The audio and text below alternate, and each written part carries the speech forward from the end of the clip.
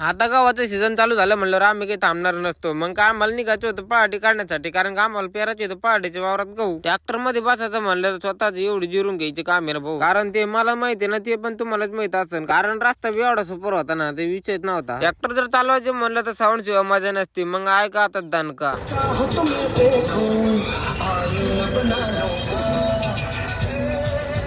ट्रॅक्टरवाल्याचा नांदच खोळा असता भाऊ. शेवटी आम्ही वावरामध्ये पोहोचलो होतो, लगेच आपल्या पहाटे काढायला सुरुवात झाली होती. साऊंडचा आवाज ऐकून आपल्याला काही खाली उतरायचं मनच झालं नव्हतं. टपार बसलो होतो, पण मग शेवटी हालत लय बेकार होत होती. पण विषय हार्ड झाला होता, त्याच्यामुळे म्हणलं मी उतरून घेतो, तुम्ही चालू द्या. ट्रॅक्टरवाल्यानंतर डायरेक्ट गाण्याच्या तालामध्ये डायरेक्ट 15 मिनिटात अर्ध वावर फायनल करून टाकलं होतं भाऊ. आता मला हे कळलं नाही बघायला नेमकं लोकेशन कुठूनच भेटत असेल. जिथं बी ट्रॅक्टर चालू असलं तिथं आमकच राहतेच भाऊ. जाऊ द्या, ते त्यांचं काम करते, आपण आपलं काम करू. फायनलीच आपली पूर्ण पहाटी काढून झाली होती. आता फक्त राहिली होती आपली पहाटी जमा करायची. ते पण का आपण हातान करणार होतो का? हातान जर जमा करायचं म्हणलं तर संध्याकाळची भाकर मला इथंच खावं लागेल ना. जसं की ट्रॅक्टर पहिले सरळ चालत होतं तसं उलट करायचं, मागच्या ढोंगान पहाटे लोटून द्यायचं. जास्त टेन्शन घ्यायची गरजच नाही. शेवटी आपल्या पहाट्या पूर्णपणे लोटणं झाल्या होत्या. आणि असेच नवीन नवीन ब्लॉग पाहण्यासाठी रोहित लंकेल फॉलो करून टाका. विषय संपला.